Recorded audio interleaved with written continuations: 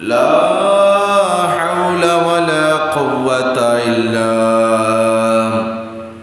بالله العلي العظيم. الحمد لله نحمده ونستعينه ونستغفره ونؤمن به ونتوكل عليه ونعوذ بالله من شرور أنفسنا ومن سيئات أعمالنا. من يهده الله فلا مضل له ومن يضلله فلا هادي له.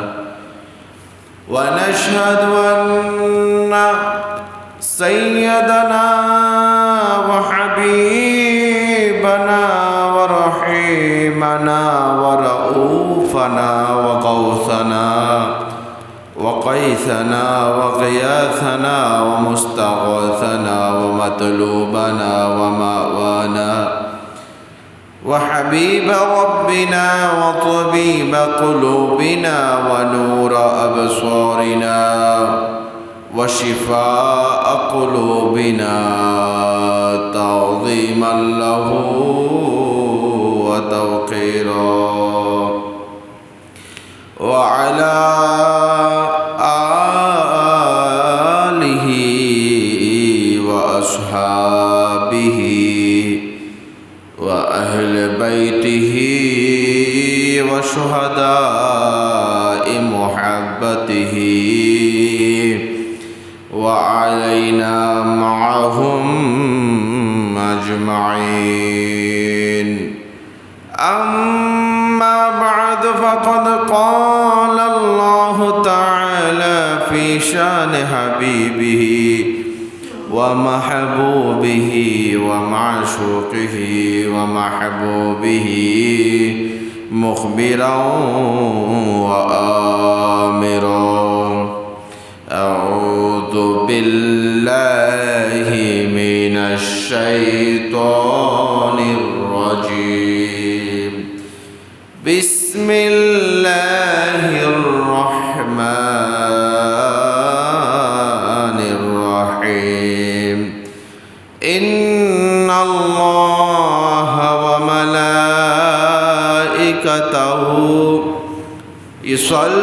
يصلون على النبي يا أيها الذين آمنوا صلوا عليه وسلموا تسليما. صلى الله على سيدنا محمد وآله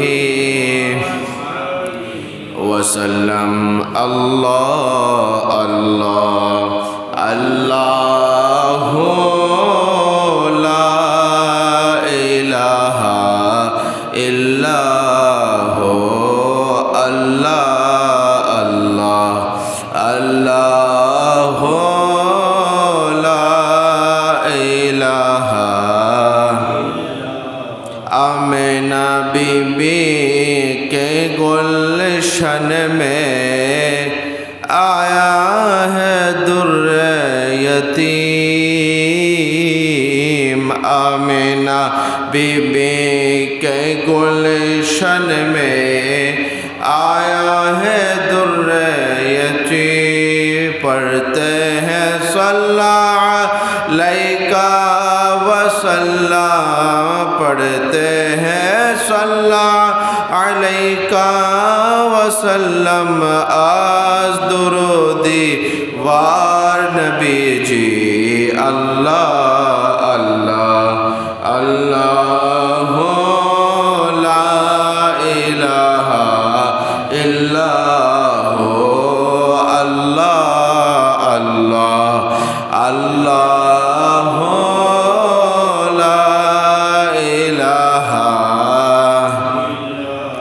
यासीनो तोहा कमली वाला कुरान की तफसीर यासीन ताहा कमली वाला कुरान की तफसीर हाजिर व नाज़िर शाहिद व क़ासिम हाजिर व नाज़िर शाहिद व क़ासिम आया सिराजुम मुनीर नबी जी अल्लाह अल्लाह अल्लाह ला इलाहा इल्लाह अल्लाह अल्लाह अल्लाह ला इलाहा इल्लाह सलातुन या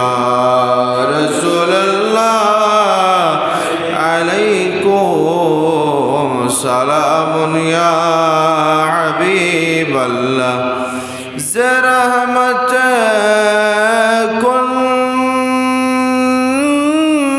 नज़र बर हाल ज़ारम या रसूल अल्लाह गरीबम बेनवायम सारम या रसूल अल्लाह सलातुन या रसूल अल्लाह अलैकुम सलामुन या दो जहां के वाली का शान है निराली है दो जहां का दाता है और हाथ भी खाली है सलातुन या रसूल अल्लाह अलैकुम सलामुन या उसकी लाख सजदे भी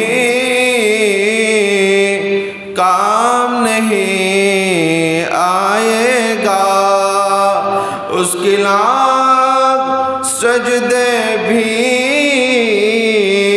काम नहीं आएगा अज़मत मोहम्मद से अज़मत मोहम्मद से कल्ब जिसका खाली है दो जहां का दाता है और हाथ भी खाली है सलातुन या रसूल अल्लाह अलैकुम सलामुन या व सल्लल्लाहु अला के जो शुद नूर रहा पैदा ज़मी आसियो हुब्बो साकिल फलक दर इश्क व शैदा सलातुन या रसूल अल्लाह अलैकुम सलामुन या अगर नाम मुहम्मद रा नया विरद शफी आदमो न आदमो या फतेह तोबा नन्हो अज़गर के नज्जैना सलातुन या रसूल अल्लाह अलैकुम सलामुन या मुहतरमुल मकाम ज़िल मजद वल एहतिशाम सम्मानित मुसल्लिन किराम पर्दानुशीन মা ও বোনেরা রহিমানি ওয়া রাহিমাকুমুল্লাহ। আসসালামু আলাইকুম ওয়া রাহমাতুল্লাহি ওয়া বারাকাতুহু। মহামনিব আল্লাহ জাল্লা ওয়া আলার মাজুদুহুর আলিশান দরবারে অসংখ্য অগণিত শুকরিয়ার সিজদা আদায় করি যে মহান রব্বুল আলামিন খালিকিস সামাওয়াত ওয়াল আরদিন আমাদেরকে দয়া করে মেহেরবানি করে বড় ইহসান করে পবিত্র মাহে রবিউল নূর রবিউল আউয়াল শরীফের আমার নবীর সাল্লাল্লাহু আলাইহি ওয়াসাল্লামের আগমনীর এই মাসের প্রথম জুমায় ঐতিহ্যবাহী মসজিদ হযরত ওয়াইসুল করণী রহমতুল্লাহ আলাইহি জামে মসজিদে এসে বসে জুমার নামাজ আদায়ের প্রারম্ভে পবিত্র কোরআন ও হাদিসের আলোচনা শোনার বসার তৌফিক দান করছেন। সেই মনিবের দরবারে আমরা সকলেই মুহাব্বতের আওয়াজ বলে আলহামদুলিল্লাহ। কোটি কোটি দরুদ সালামের হাদিয়া নজরানা পেশ করছি আকা মৌলা রহমতুল লিল আলামিন, রাহাতুল আশিকিন, মুরাদুল মুশতাকিন, শামসুল আরিফিন, সিরাজুস সালিকিন, মিসবাহুল মুকররবিন, মুহিব্বুল ফুকরা ওয়াল গুরবা ওয়াল মাসাকিন, সাইয়্যাহ লা মাকা, বাঈস কৌন মাকা, সাহিব আলম নশরা, রাজদার মা আওহা, শাহিদ মা তগা, রসুল আকরম নূর মুজস্সম, সুলতান বকরিনা, साहिब मुअत्तर पसीना, फैज़ गंजीना, शहनशाह नबुव्वत, आफ़ताब रिसालत, ताजदार ख़त्म नबुव्वत, जलवा-ए सुबह अज़ल, नूर ज़ात लम यज़ल, मासूम आमिना, अहमद मुजतबा, मुहम्मद मुस्तफ़ा सल्लल्लाहु ताला अलैहि वसल्लमेर नूरी चरणे।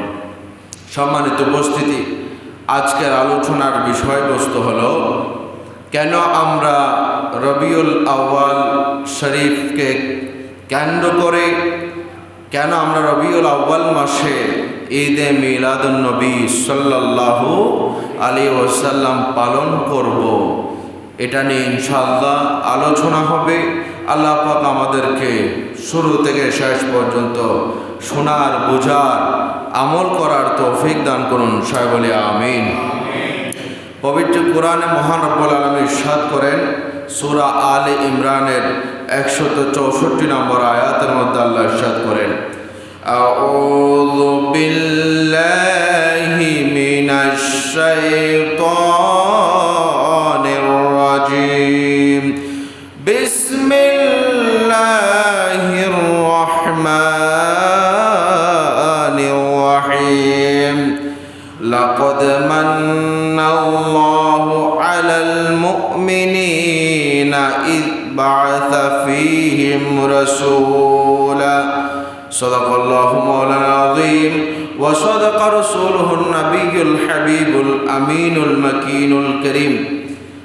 আয়াতের মধ্যে আল্লাহ ইরশাদ করেন, লাকাদ মান্নাল্লাহ, নিশ্চয় নিশ্চয়, বেশক আল্লাহ তাআলা অনুগ্রহ করেছেন আলাল মুমিনিনা, ইমানদার মুমিন বান্দাদের উপর।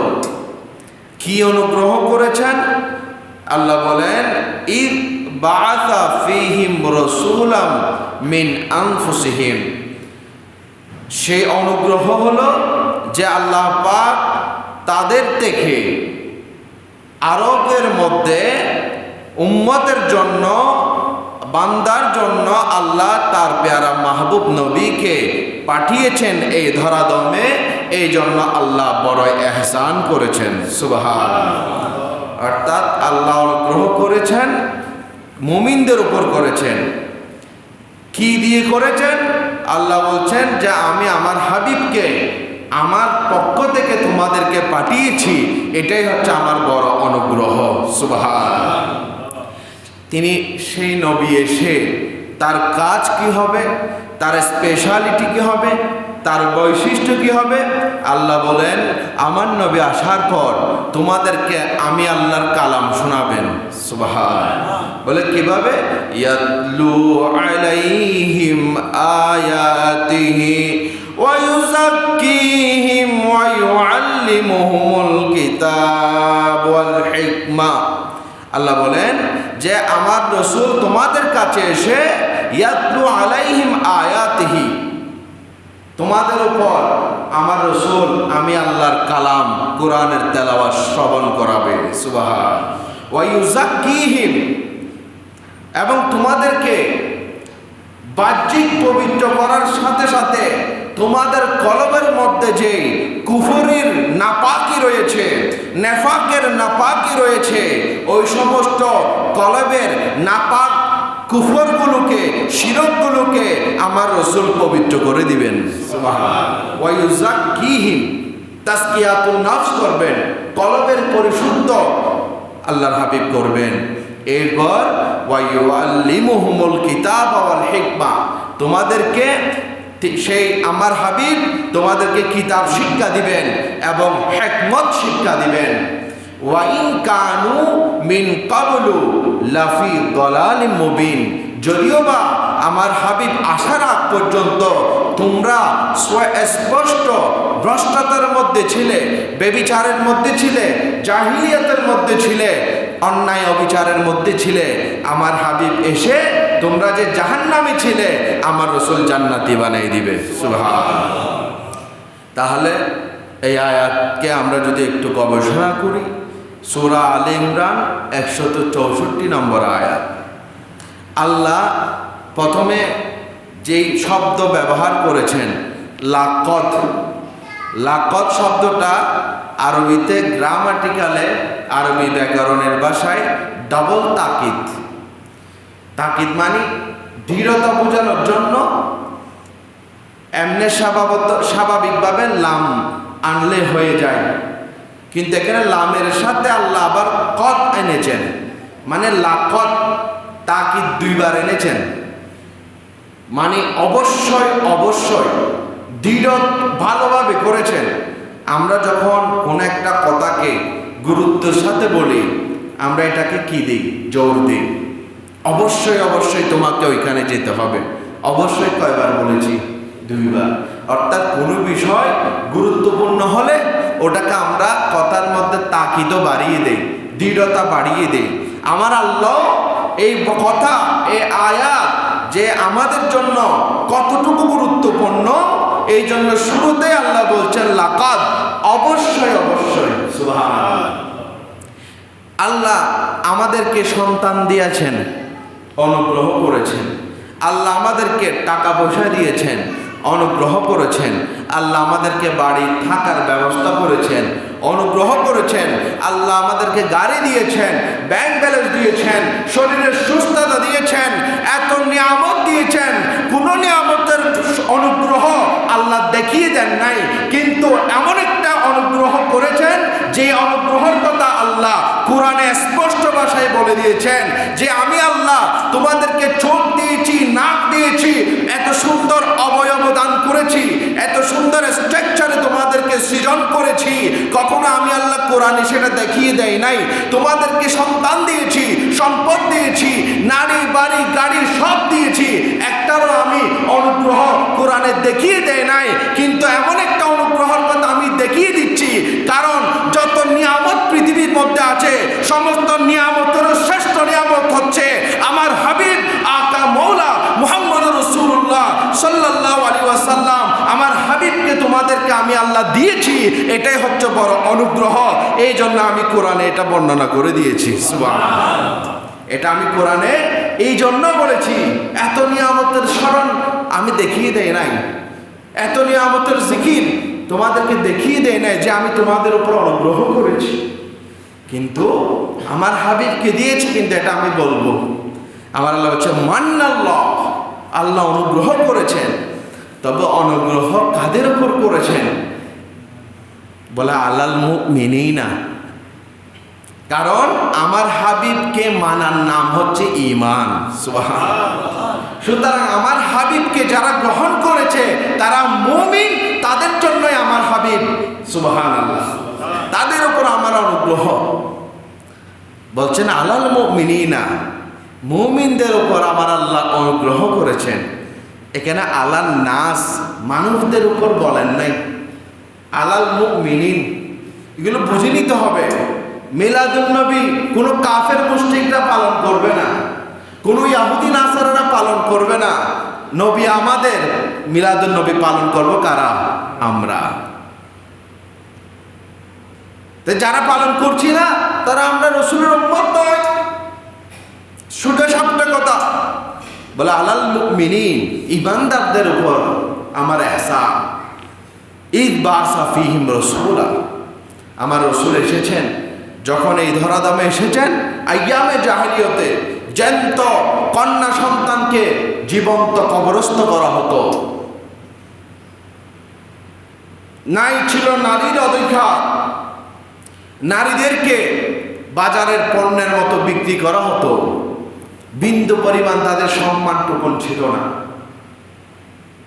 একে অপরে জুলুমের মাত্রা এত মাত্রা অতিরিক্ত হয়েছিল, তারা একেবারে জাহান্নামের ধার প্রান্তে চলে গিয়েছে।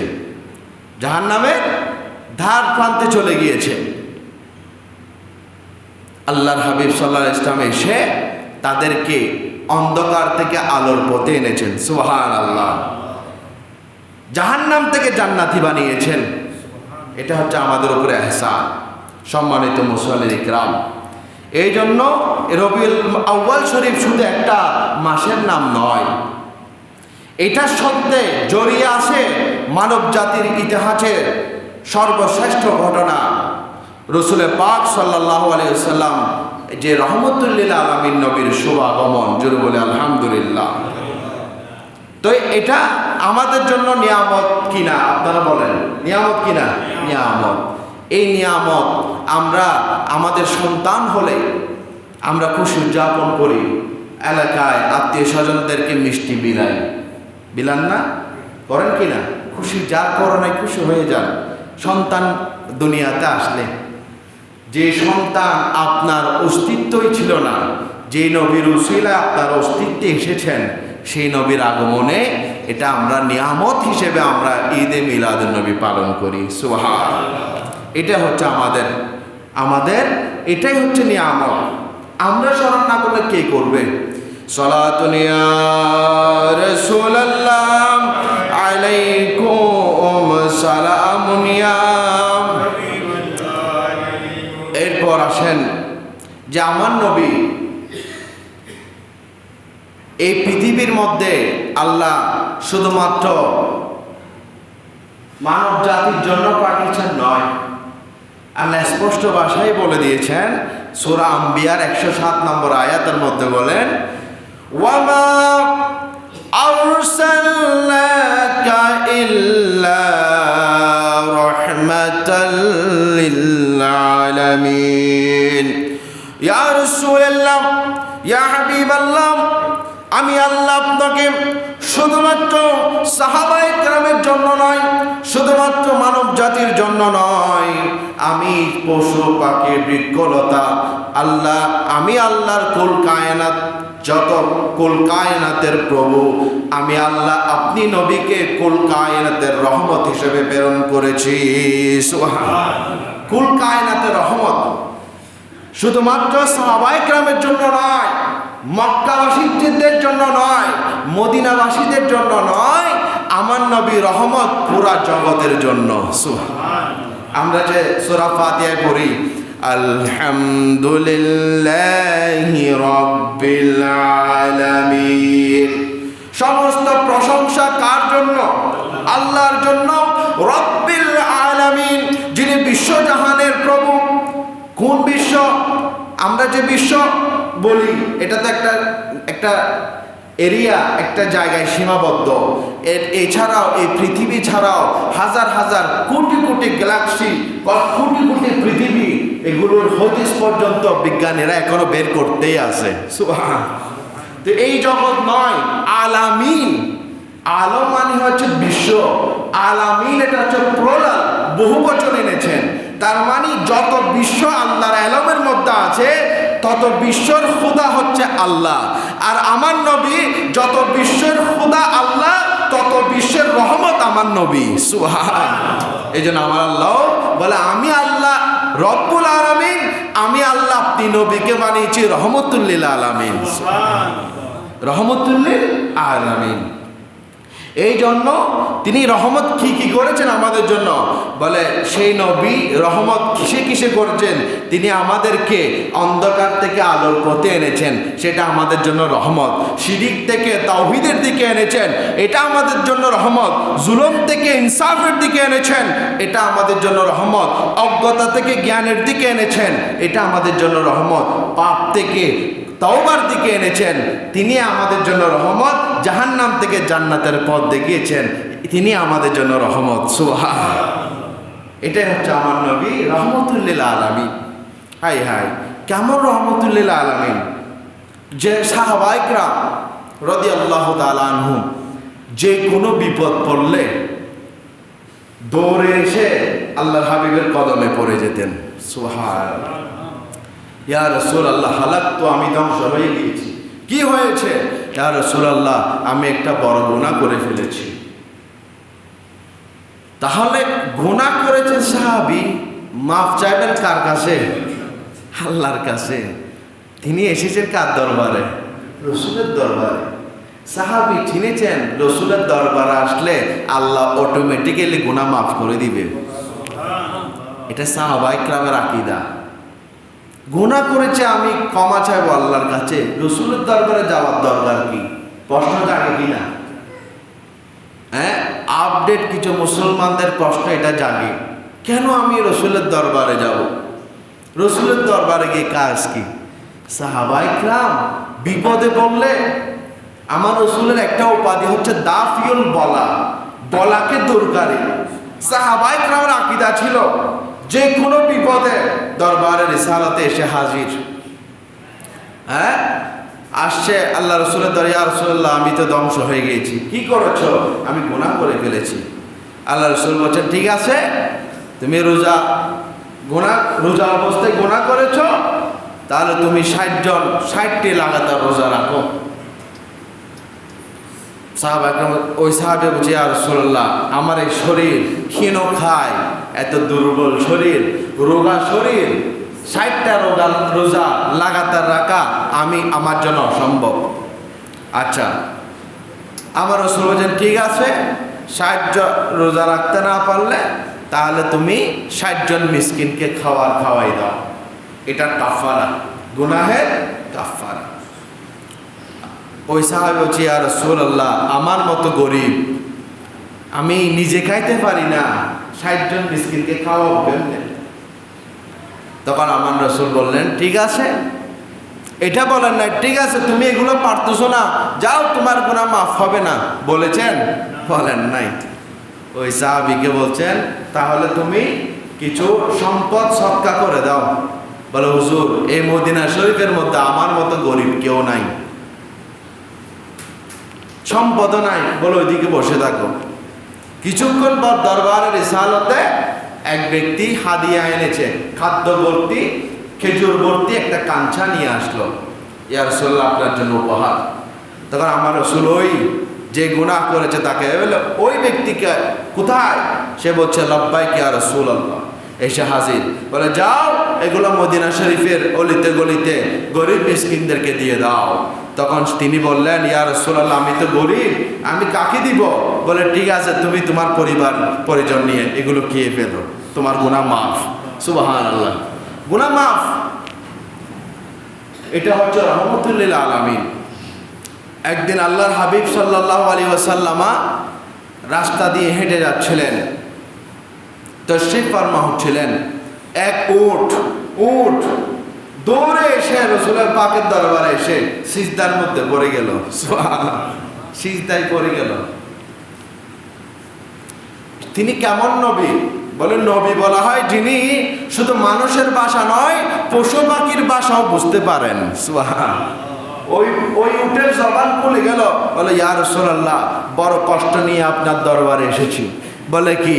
বলে আমার মালিক আমাকে খাওয়ার কম দেয়, কিন্তু কাজ করাই বেশি। খাওয়ার কম, কাজ করাই বেশি। কে বলতেছে?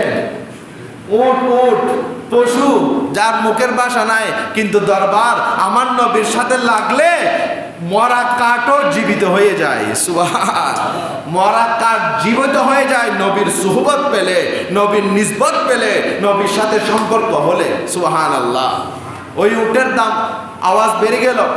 আমার রাসূল তখন ওই উটের মালিককে ডেকে পাঠালো, তুমি এই অন্যায় কেন করছো? তাকে কাজ করাও বেশি, খাওয়ার দাও কম, কেন এই অন্যায় তুমি করিও না? তখন ওই ব্যক্তি বলছে, ইয়া রাসূলুল্লাহ ঠিক আছে, তাহলে উটও জানে আমার নবী মুশকিল কুশা, বিপদ দূরকারী। সুবহান। এই জন্য আল্লাহ বলছেন, ওয়ামা আরসালনাকা ইল্লা রাহমাতাল লিল আলামিন। আমি আল্লাহ যেভাবে বিশ্ব ব্রহ্মাণ্ডের জন্য প্রভু রব্বুল আলামিন, আমি প্রতিপালনকারী, ঠিক তেমনি ভাবে ইয়া রাসূলুল্লাহ, ইয়া হাবিবাল্লাহ, ইয়া রাহমাতাল লিল আলামিন, আমি আল্লাহ আপনাকে শুধু মানব জাতির জন্য নয়, মক্কাবাসীদের জন্য নয়, মদিনাবাসীদের জন্য নয়, কুল কায়নাত বিশ্ব ব্রহ্মাণ্ডের জন্য, পশু পাখি বৃক্ষলতা সমস্ত আকাশ বাতাসের জন্য রহমত হিসেবে প্রেরণ করেছি। সুবহান, রহমত হিসেবে প্রেরণ করেছেন। সে রহমত পেয়ে আমাদের করণীয় কি? করণীয় কি সেটাও আমরা কোরআন থেকে শিখব। আমরা এমনি বানোয়াটি করণীয় করব না। আমরা আল্লাহর রহমত দিয়েছেন নবীকে, সে রহমত পেয়ে আমাদের করণীয় কি আল্লাহ এটাও কোরআনে বলে দিয়েছেন। সূরা ইউনূসের 58 নম্বর আয়াতের মধ্যে রব্বুল আলামিন ইরশাদ করেন, কুল বিফাদলিল্লাহি ওয়া বিরহমাতিহি ফাবিযালিকা ফালইফরাহু হুয়া খায়রুম মিম্মা ইয়াজমাউন। ইয়া রাসূলুল্লাহ, ইয়া হাবিবাল্লাহ, আপনি আপনার উম্মতদেরকে বলে দিন, কুল বিফাদলিল্লাহি ওয়া বিরহমাতিহি, আমি আল্লাহর রহমত পেয়ে, আমি আল্লাহর ফদল পেয়ে আপনার উম্মতরা যেন ফালইফরাহু, খুশি উদযাপন করে। সুবহান। রাসূল আপনি বলে দিন, ইয়া রাসূলুল্লাহ আপনি বলে দিন, বিফাদলিল্লাহ, আল্লাহর অনুগ্রহ পাওয়ার কারণে, ওয়া বিরহমাতিহি, আল্লাহর রহমত পাওয়ার কারণে তোমরা কি করবে? আল্লাহ বলছেন ফাবিযালিকা, এই কারণে ফালইফরাহু, সমস্ত উম্মতের উপর আবশ্যক খুশি উদযাপন করা। সুবহান, খুশি উদযাপন করা। তুই খুশি উদযাপন করলে বলে এটা কি হবে?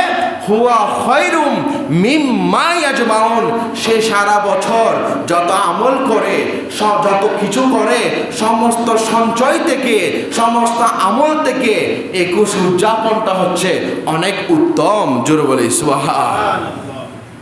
যা আমল করি সারা বছর তার চেয়েও উত্তম আল্লাহ বলতেছেন। কারণ কি? এটা এমন কি খুশি যে খুশি করলে সারা বছরের আমলের চেয়ে উত্তম? বলে এটার কারণ হলো আমি যে নবী পাঠিয়েছি সেই নবী না আসলে তো তোমরা এই পৃথিবী দেখতে না। তোমাদের আমল কি দূর কি বাদ, তোমাদের আমল তো দূরের বিষয়, তোমাদের নিজেদের অস্তিত্ব তখন আসতো না সেখানে। তো সেই নবীর অস্তিত্ব না আসলে তোমরা হতে না। তো এই জন্য যেই নবী এসেছেন, যেই দিনে এসেছেন, যেই মাসে এসেছেন, সেই মাসকে তোমরা খুশির মাস হিসেবে উদযাপন করো। সুবহান। এখন আমাদেরকে দেখতে হবে যে খুশি উদযাপন করা এটা কিভাবে হতে পারে। খুশি উদযাপনের একটা ধরন থাকতে হয়। কেমন ধরন, কিভাবে করতে হবে আমাদেরকে, কিভাবে হলে যেটা শুকর আদায় করা হয়? আল্লাহ বলছেন লাইন শাকারতুম লাযীদান্নাকুম, তোমরা নিয়ামত পাওয়ার পরে শুকর আদায় করো, শুকর করলে বাড়াই দিব। আর যদি বেওয়াফাই করো, ওয়ালাইন কাফারতুম, ওই নিয়ামতকে অস্বীকার করো, ওই নিয়ামতকে অবহেলা করো, ইন্না আযাবি লাশাদীদ, আমি আল্লাহর আযাব খুবই কঠিন, খুবই শক্ত। এটা কার কথা? আল্লাহর কথা। তাহলে খুশি উদযাপনের সূরত কেমন হবে? খুশি উদযাপন করতে হবে কোরআন হাদিস মোতাবেক। কোরআন হাদিস মোতাবেক শরীয়তের যে সীমা রেখা দিয়েছেন, ওই সীমা রেখার মধ্যে আমাদেরকে সেরকম খুশি উদযাপন করতে হবে। অন ইসলামিক কাজ করা যাবে না। এখন কথা হলো, আমরা যে সূরতে যে মিলাদুন নবী, নবীকে পাওয়ার পরে আমরা যে খুশি উদযাপন করি, এটা কতটুকু শরীয়ত সম্মত? আমার অসংখ্য ভাইদের একটাই প্রশ্ন, মিলাদুন নবীতে কি হয়? এত এত হাজার হাজার মানুষ এখানে গিয়ে লাভ কি? এটা প্রশ্ন সবারই থাকে। আমি আপনাদেরকে একেবারে একটা একটা করে খুলে বলবো। এখানে মিলাদুন নবী একটা প্যাকেজের নাম। প্যাকেজ বোঝেন? প্যাকেজ, একটা প্যাকেজে ধরেন একটা বিক্রির কিছু কিনবেন আপনি, সেখানে একটা টিস্যু বক্স, একটা মোবাইল, বিভিন্ন সব কিছু মিলে একটা প্যাকেজ হয়। মিলাদুন নবী এখানে কি হয়? আমার ভাইদের যাদের মিলাদুন নবী নিয়ে যাদের অ্যালার্জি আছে, তাদেরকে উদ্দেশ্য করে আমার বলা যে মিলাদুন নবীতে আমরা কি করি। খোদ আমি নিজেই যেখানে থেকে মিলাদুন নবীর জুলুস বের হয়, ওখানের মূল জায়গায় আমি ওখানে থাকি। কি হয়?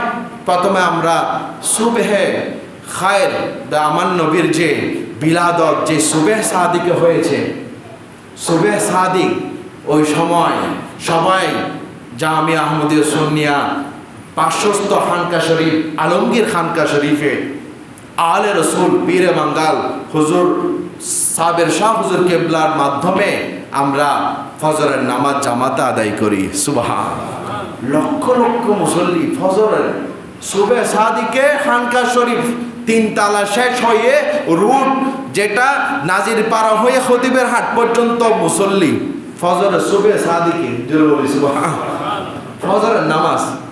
আমার ভাইদের একটা প্রশ্ন, মিলাদুন নবীতে যায় নামাজ নাই, যেগুলো যায় সেগুলো একজনে নামাজ পড়ে না। জোরে বলি নাউজুবিল্লাহ। এত বড় একটা মিথ্যা অপবাদ, চোখে না দেখে এই ধরনের একটা কথা বলা কত বড় কবিরা গুনাহ আপনি নিজেও জানেন না। তাহলে আমরা জামাত সহকারে কেন ফজরের নামাজ আদায় করি?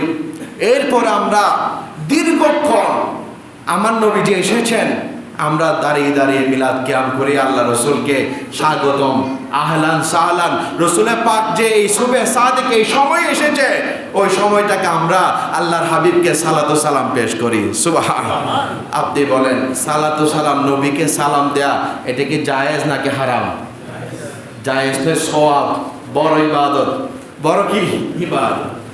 সালাম দেওয়ার পরে আমরা ওখানে সবাই জিকির আজকার, তাসবিহ, দরুদ শরীফ, লা ইলাহা ইল্লাল্লাহ ইল্লাল্লাহ, আল্লাহর জিকির পরে সবাই আপন আপন, যারা দূর দূরান্ত থেকে এসেছে তারা হানকা শরীফে অবস্থান করে, যাদের আশেপাশে ঘর তারা ঘরে চলে যায়। যাওয়ার পরে কিছু খাওয়ার যা রান্না হয়েছে খাওয়ার পরে তারা আবার জুলুস মাঠে ময়দানে চলে আসে। ওইদিকে জুলুস মাঠের মধ্যে বড় বড় বিশুদ্ধ সারা বাংলাদেশের বড় বড় আলেম, মুহাদ্দিস, প্রিন্সিপালরা মাইকের মধ্যে বক্তব্য, কোরআন তেলাওয়াত, জিকির, আজকার, নাতে রসুল এগুলো পরিবেশন করে। আর এদিকে মাঠের মধ্যে কিছু শ্রোতা তাকে মাহফিল শ্রবণ করে, আর কিছু শ্রোতা প্রস্তুত, তারা দাঁড়িয়ে থাকে, সবচেয়ে আওলা দরুদ সালাম জিকির করতে থাকে। এরপর 10টার দিকে হুজুর কাবলা হানকা শরীফ থেকে বের হন। হানকা শরীফ থেকে যখন বের হন, আমরা সামনে থাকি, গাড়ির সামনে হাজার হাজার লক্ষ লক্ষ মানুষ, আপনারা যারা গিয়েছেন দেখতে পাবেন, ফজরের নামাজ পড়তে যাবেন আপনারা, শুধু কেন মানে নিঃশ্বাস ফেলার জায়গা নাই। এভাবে জামিয়ার ছাত্ররা, হাজার হাজার ছাত্ররা একই পোশাকে ব্যানার নিয়ে তারা দাঁড়িয়ে আসে। হুজুর কেবলা আছেন তার সামনে সামনে, পিছনে সামনে নিয়ে দুরূদ শরীফ, জিকির আজকার, নবীকে সালাতু সালাম, সবচেয়ে আলা ও আলা এগুলো করে করে সবাই আমরা খুশি উদযাপন করি। রাস্তার প্রতি মধ্যে আমরা দেখতে পাই কিছু ভাই আশিকে রাসূলুল্লাহ এক ড্রাম শরবতের গ্লাস নিয়ে তারা দাঁড়িয়ে, শরবত নিয়ে, যারা ক্লান্ত রোদের মধ্যে জুলুস করতেছে তাদেরকে শরবত পান করায়। আর কেউ আছে খাওয়ায়, কেউ কলা দেয়, কেউ চকলেট দেয়। আপনি বলেন আমার ভাইরা, এই সমস্ত কাজ এই জুলুস যতটুকু করার পরে আবার জুলুস মাঠে হুজুর কেবলা চলে আসেন। আসার পরে জুলুসের মধ্যে হুজুরে মাঠের মঞ্চের মধ্যে বসেন। এরপর জোহরের ওয়াক্তে সবাই জামাত সহকারে নামাজ আদায় করি। জোরে বলি সুবহানাল্লাহ। জামাত সহকারে আমরা নামাজ আদায় করি। গত 3-4 বছর আগে জুলুস হয়েছিল, বৃষ্টি পড়ছিল, মাঠের মধ্যে প্রায় হাঁটু পরিমাণ পানি, নামাজ পড়ার কোনো সুযোগ নাই। হুজুর কাবলা এদিকে নামাজ পড়া শুরু করে দিলেন। যারা স্টেজে আছেন ভাইয়েরা পানির উপর নামাজ পড়েছে। জোরে বলি সুবহানাল্লাহ। আমি শুধু মুখ একটা আছে বলে দিলাম গালের ফাটা দিয়ে, এখানে নামাজ হয় না। আপনি বললে একটু শব্দটা এখানে গিয়ে দেখেন, যেখানে পানি ফুট ময়লার মধ্যে কাদামাটির মধ্যে তারা নামাজ আদায় করেছে এরকম। আর যারা দূর দূরান্ত থেকে এসে জামিয়ার মাঠ পর্যন্ত সবাই আসতে পারে না, এত জ্যাম, 60 থেকে 80 লক্ষ মানুষের সমাগমন, এখানে কভার দেওয়ার সুযোগ নাই। তো তারা যারা যেখানে, এমনকি জামিয়ার যত আশেপাশের বিল্ডিং, যত প্রায় অসংখ্য বিল্ডিং, খতিবের হাট, বদ্দার হাট পর্যন্ত, হুজুর কেবলার জামিয়ার মাঠ থেকে নিয়ে শেষ পর্যন্ত আমি একবার জুলুস করতে দেরি হয়েছে, আস্তে আস্তে আমার মাঠে কোনো জায়গা নেই। আমি কোথায় পড়েছি জানেন? একদম শেষ মাথার একটা বিল্ডিংয়ের ছাদের যেটা সিঁড়ি আছে, সিঁড়িতে জায়গায় পাইছি। সিঁড়ি থেকে নিয়ে এমন কোনো জায়গা নেই নামাজ পড়া হচ্ছে না। আপনি বলছেন নামাজ নাই। আমাকে বলেন এই প্যাকেজের নাম হচ্ছে মিলাদুন্নবী, এখানে কোন বিষয়টা না জায়েজ? যে সাধারণ মুসলমানদেরকে যে পথভ্রষ্ট করা হচ্ছে, মিসগাইড করা হচ্ছে, জুলুসে গিয়ে লাভ কি? মিলাদুন্নবী করে লাভ কি? যুগ যুগ ধরে 1400 বছর আগ থেকে প্রত্যেক মুহাক্কিকিন কিতাব রচনা করেছেন মিলাদুন্নবীর উপর, কুশোদ্যাপনের উপর। বলে সাউন্ড বক্স নিয়ে, এখানে কি সাউন্ড বক্সে কি এখানে গান হয় নাকি নাতে রসুল হয়? নাতে রসুল, আল্লাহ রসুলের শান বয়ান করে, এটা তো ইবাদত। আমার আল্লাহ পুরা বিসমিল্লাহর বা থেকে সূরা নাসের সিন পর্যন্ত আমার নবীর শান বয়ান করেছে। সুবহানাল্লাহ। আমার নবী যে পুরা কোরআন নাজিল করেছেন আমার আল্লাহ, আমার নবীর শান। তো আমি যদি আল্লাহ রসুলের শান গাই, এটা তো বড় ইবাদত। কেন বুঝতেছি না আমরা? সুতরাং কিছু পোড়া কপাল থাকবেই, জাহান্নাম না হলে কাদের জন্য হয়েছে? পোড়া কপালদের কথা শোনার লাভ নাই। আপনারা আপন গতিতে, আমরা মিলাদুন্নবী যেভাবে পড়ে আসছি, যত বিরোধিতা করছে তত বাড়তেছে। সুবহানাল্লাহ। প্রথম যখন 1974 সনে আমাদের তৈয়ব শাহ হুজুর কিবলা জুলুস বাংলাদেশে চালু করেন আনুষ্ঠানিকভাবে, ওই সময় মানুষের সংখ্যা ছিল প্রায় 200-300। 1974 হুজুর কেবলা আসেন নাই, চিঠি পাঠিয়েছেন মুরিদানদেরকে যেন জুলুস বের করা হয়। 74-75 2 বছর হুজুর কেবলা আসেন নাই। 76-এর মধ্যে হুজুর কেবলা এসে জুলুস বের করেছেন, মানুষ কম ছিল। এই আস্তে আস্তে আস্তে আজকে 2026-এ গত বছরের গণসংখ্যায় দাঁড়ালো, সাংবাদিকরা হিসাব করে দেখলো একটা আনুমানিক শুধু 60 থেকে 90 লাখ মুসলমানদের সমাগমন হয়েছে। সুবহানাল্লাহ। তো এটাই তো হক্কানিয়তের বড় দলিল। ইশকে রসুল, বাংলাদেশের মানুষের ইশক রসুলের পক্ষের প্রতি আদব, এটা একটু বেশি। জোরে বলি সুবহানাল্লাহ। কেন আল্লাহর বলিরা সমাগমন এসেছে। আরেকটা প্রশ্ন আপনাদেরকে করবে যে আওলাদে রসুল হলে তো তিনি মদিনা শরীফে এনে থাকবেন, তিনি কেন পাকিস্তান থেকে আসেন? পাকিস্তানে আওলাদে রসুল করতে গাইলো, নাউজুবিল্লাহ বলেন। এটা তো একেবারে বোকা হলে প্রশ্নটা করার কথা না। ইতিহাস জানা না থাকলে, পড়ালেখার কম থাকলে এ ধরনের আপত্তি তুলবেই স্বাভাবিক। পাকিস্তান কেন? সারা দুনিয়ার মধ্যে আল্লাহ রসুলের আলে পাক আওলাদে রসুলরা ইসলাম প্রচার করতে গিয়েছেন। মদিনা শরীফে যখন ইসলাম প্রচার করা শুরু হলো, সাহাবায়ে কেরামের মাধ্যমে বিভিন্ন জায়গা যখন জয় হলো কাফেরদের থেকে, তখন বিভিন্ন এলাকার মধ্যে মানুষটা কোরআন হাদিস বুঝতেছে না, নব্য মুসলমান, তাদেরকে কোরআন শেখাতে হবে, ইসলাম শেখাতে হবে। এই জন্য আমার নবীর পরিবারবর্গ, আওলাদে রাসূলরা, সাহাবায়ে কেরামরা বিভিন্ন জায়গায় প্রান্তে প্রান্তে ছড়িয়ে গিয়ে সেখানে তারা ইসলাম প্রচার করেছেন, কোরআন শিক্ষা দেওয়ার জন্য হিজরত করেছেন, যার দরুন তারা বিভিন্ন জায়গায় সেখানে গিয়ে বসতি স্থাপন করেছেন।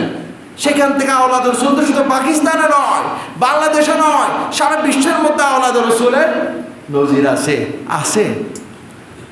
যদি সন্তান বেশি হয়, ওনার সাজা শরীর দেখে না আসে, সাজা শরীর আল্লাহর হাবিব তাহের হুজুর কেবলা থেকে নিয়ে আল্লাহ রসুলের পর্যন্ত যে সিলসিলা, কার ছেলে কে, এভাবে গিয়ে সিলসিলা পুরা আসে, দলিল আছে।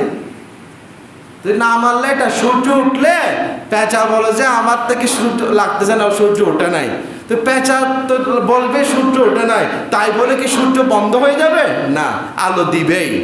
সুতরাং আমি আপনাদেরকে আলোচনা করব, এগুলো শোনার কোনো সুযোগ নাই, আমাদেরকে কোরআনের আয়াতের উপর আমরা আমল করব। আল্লাহ বলছেন ফালিয়াফরাহু, নিয়ামত পেয়েছো শুকর আদায় করো, ফাতিহা করো, মিলাদুন নবী পালন করো, মসজিদ সাজাও। এখন অনেক প্রশ্ন আসবে, এগুলো অপচয়, এতদিন অপচয়ের কথা কেন বলো নাই? তোমার সন্তান হয়েছে, তোমার ছেলের বিয়ে, লাইট সাজাইছো, হাজার হাজার টাকা খরচ করেছো, কখনো তো অপচয়ের কথা বলো নাই। শুধু রসুলের শানে যদি খুশিতে আমরা একটু মসজিদ সাজাই, তোমার এত ধরনের ফতোয়া, তোমার মতো পোড়া কপাল দুনিয়ার জমিনে নাই।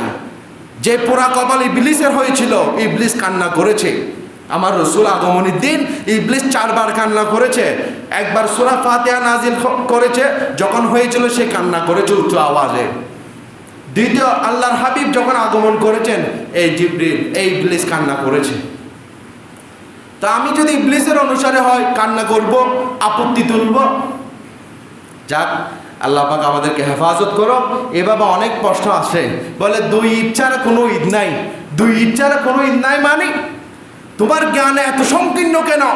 আল্লাহর হাবিব বলছেন আন্না ইয়াউমাল জুমআতি ঈদুন, জুমার দিন হচ্ছে ঈদের দিন। তো জুমার দিন যদি ঈদের দিন হয়, বছরের মধ্যে 365 দিনে প্রায় 50 থেকে 52টি জুমা হয়, 52টি ঈদ হয়। জোরে বলি সুবহানাল্লাহ।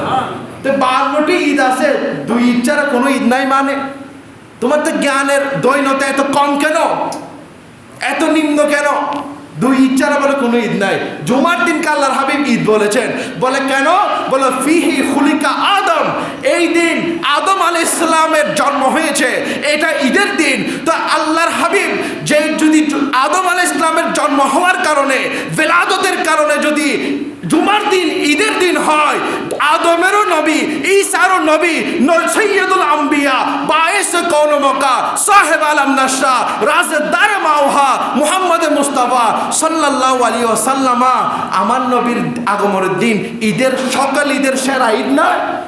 জোরে বলি সুবহানাল্লাহ। সকল ঈদের সেরা ঈদ হবে। আদম আল্লাহর নবী, আদমেরও নবী হচ্ছে আমার নবী।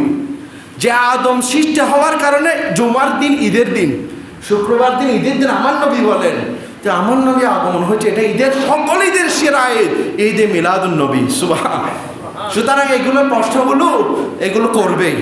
আল্লাহ পাক আমাদেরকে হেফাজত করুক।